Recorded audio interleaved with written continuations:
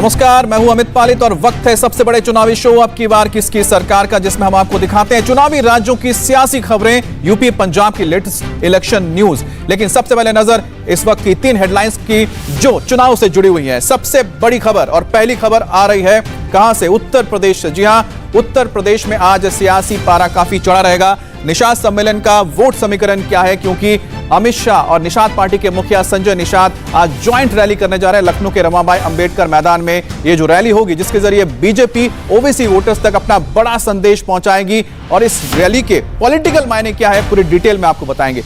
दूसरी बड़ी खबर, जी हां, दूसरी बड़ी खबर भी उत्तर प्रदेश से है, क्योंकि आज सोनिया गांधी के गढ़ में कौन है? अखिलेश यादव। जी हां, अपना चुनावी रथ लेकर जा रहे हैं और आज अखिलेश रायबरेली में रोड शो करेंगे।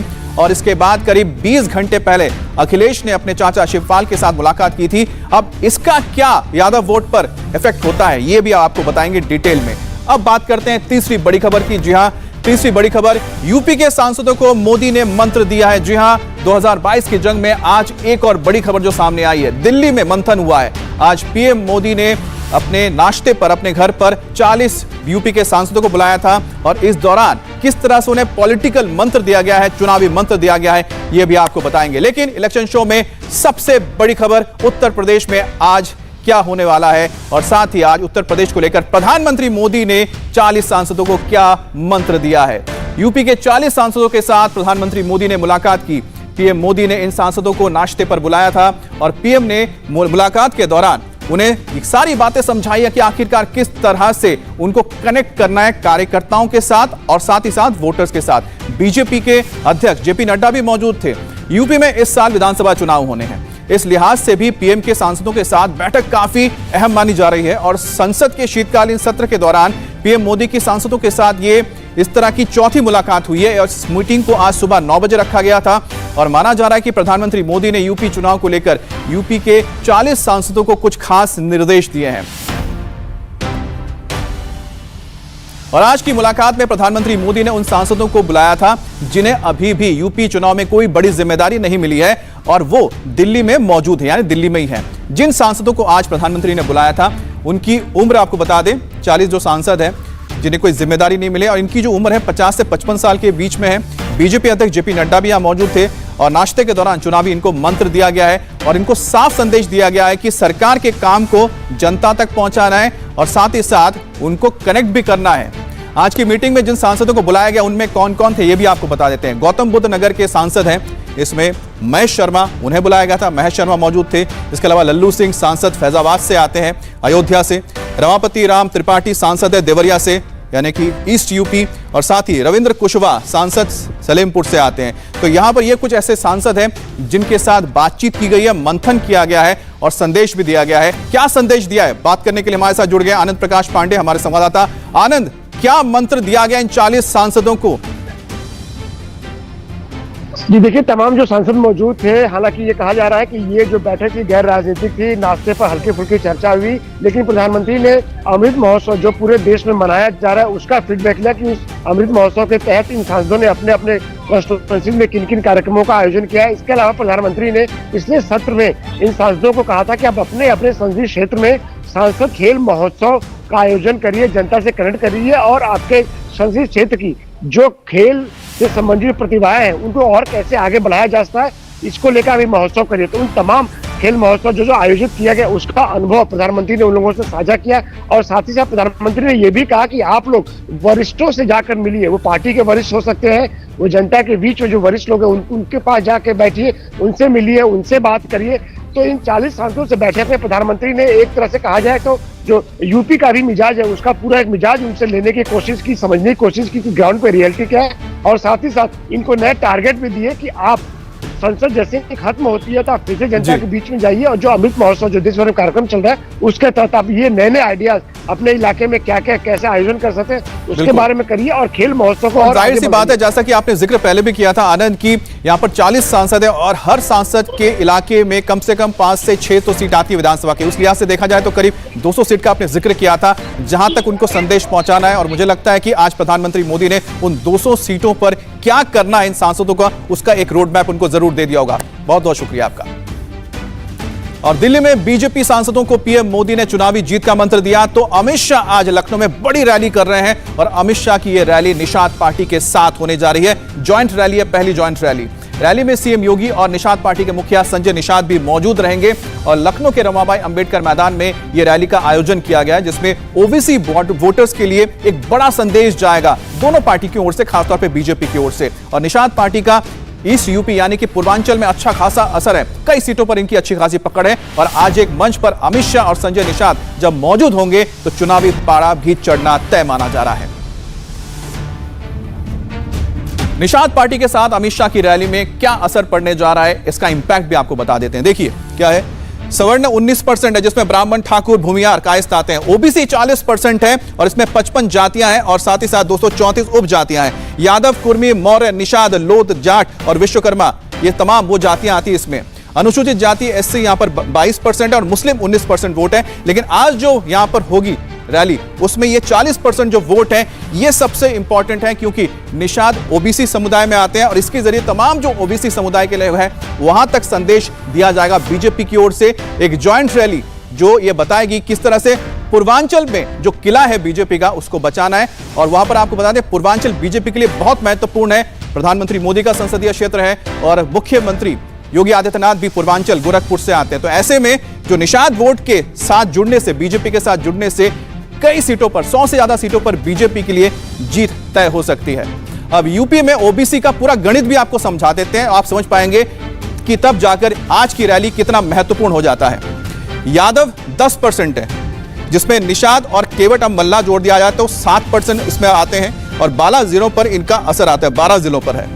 इसके अलावा कुर्मी जो पटेल हैं वो 5% है, 17 जिलों में 15% से ज्यादा इनके वो नजर आते हैं। कुशवा, सैनी 5% है और 13 जिलों में 10% से ज्यादा इनकी तादाद है। यहां पर 15% है, यहां 10% है।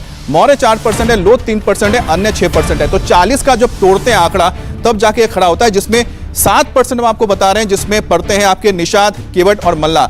ये जो 7% वोट है जो बहुत महत्वपूर्ण है और कई तो सीटों पर ये हार और जीत भी तय करते हैं। इसको आप जरा सीटों के लिहाज से समझाते हैं कि आखिरकार किस तरह से ये डिस्ट्रीब्यूट होता है पूरा का पूरा वोट बैंक सीटों के लिहाज से, ये भी आपको समझिए। 135, जी हां, 135 ऐसी विधानसभा की सीटें हैं जिन पर सीधा यूपी में निषाद जाति के लोग हावी हैं। यूपी में निषाद वोटों की जो परसेंटेज हमने आपको बताया 7% है। अब देखिए कि यहां पर 7% जो वोट है कितने सीटों पर इनका असर रहता है। 135 ऐसे सीटें हैं जहां पर निषाद वोटों का अच्छा खासा दबदबा है और ये कहीं ना कहीं तय करते हैं कि किस तरह से यहां पर जीत हो सकती है। और जो गंगा के किनारे के जो इलाके हैं यहां पर इनकी अच्छी खासी पकड़ है। 135 विधानसभा सीटें जहां पर इन वोटर्स तय करते हैं निषाद वोट कि हारेंगे या जीतेंगे, और यही वो फैक्टर है जिस पर बीजेपी की नजर है। और पूर्वी यूपी में निषाद वोटर्स का दबदबा सबसे ज्यादा है पूर्वांचल का, और पूर्वांचल बहुत इंपॉर्टेंट है बीजेपी के लिए। गंगा के जो किनारे वाले इलाके हैं, चाहे बनारस से, इलाहाबाद से ले लीजिए, तमाम जो इलाके पड़ते हैं यहां पर अच्छी खासी तादाद, यहां तक कि वाराणसी भी जो है जहां से प्रधानमंत्री मोदी आते हैं वहां पर भी इनकी अच्छी खासी तादाद है और 6 लाख के करीब इनके वोटर्स है पूरे गोरखपुर के इलाके में। 9 विधानसभा सीटों पर निषाद वोट बहुत मजबूत है और गोरखपुर के इलाके में बताइए 6 लाख इनकी आबादी है, तो आप समझ सकते हैं कि कितना महत्वपूर्ण हो जाता है। अब आपको बताते हैं कि निषाद वोटर्स का गंगा किनारे वाले किन जिलों पर असर पड़ता है। गोरखपुर, गाजीपुर, बलिया पूर्वांचल के बहुत अहम इलाके हैं ये। इसके अलावा संत कबीर नगर, मऊ, मिर्जापुर, इसके अलावा भदोई, वाराणसी, प्रधानमंत्री मोदी यहां से आते हैं, प्रयागराज। तो आप देखिए कि ये सारे जो इलाके पड़ते हैं, फतेहपुर, इसके अलावा सहारनपुर और हमीरपुर, ये कुछ अलग इलाके पड़ गए, लेकिन पूर्वांचल के ज्यादातर इलाकों में निषाद वोट का अच्छा खासा दबदबा है और बीजेपी की इस पर नजर है। 135 सीट, याद रखिएगा 135 सीटें बहुत अहम होती हैं। यूपी का चुनावी पारा लगातार बढ़ता जा रहा है और लखनऊ में जहां अमित शाह की रैली है तो अखिलेश यादव भी आज कहां पर होंगे? जी हां, सोनिया गांधी के गढ़ रायबरेली में होंगे। तो रायबरेली जो कि गांधी परिवार का गढ़ माना जाता है, अखिलेश यहां पर जाके आज अपनी ताल ठोकेंगे और बीजेपी पर तो अटैक करेंगे ही करेंगे, लेकिन साथ ही आपको बता दें उनकी कोशिश होगी कि इन इलाकों में किस तरह से अपनी पैठ बना सके जहां से कांग्रेस लगता है कि धीरे धीरे कमजोर हो रही है। और जनता के साथ उनका जो एक कनेक्शन है वो साफ उनके रैलियों में नजर आ रहा है। और अब देखना होगा कि जब वो जनता से जुड़ेंगे तो किन मुद्दों को उठाते हैं, खास तौर पे गांधी परिवार के गढ़ रायबरेली में। लगातार समाजवादी पार्टी को बड़े पैमाने पर समर्थन मिला है। जनता विकल्प के रूप में समाजवादी पार्टी के साथ खड़ी है और मुझे पूरा भरोसा है जिस जोश और उत्साह और जिस तरह का सहयोग और समर्थन मिल रहा है, आने वाले समय में उत्तर प्रदेश से भारतीय जनता पार्टी का सफाया होगा। भारतीय जनता पार्टी ने अभी तक जनता को पिछले 4.5 साल में दिक्कत, जिल्लत और किल्लत के अलावा कुछ नहीं दिया है। भारतीय जनता पार्टी ने जनता को दिक्कत, किल्लत और जिल्लत के अलावा कुछ नहीं दिया है।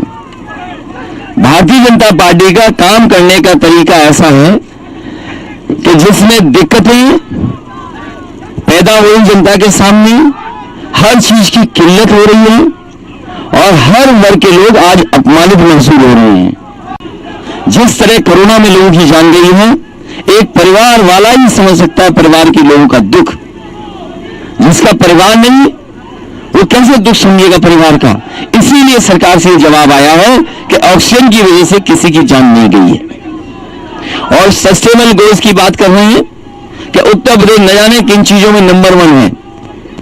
हमें तो पता नहीं उत्तर प्रदेश कहां नंबर 1 है। ईज ऑफ डूइंग बिजनेस नहीं है, उत्तर प्रदेश में ईज ऑफ डूइंग क्राइम है।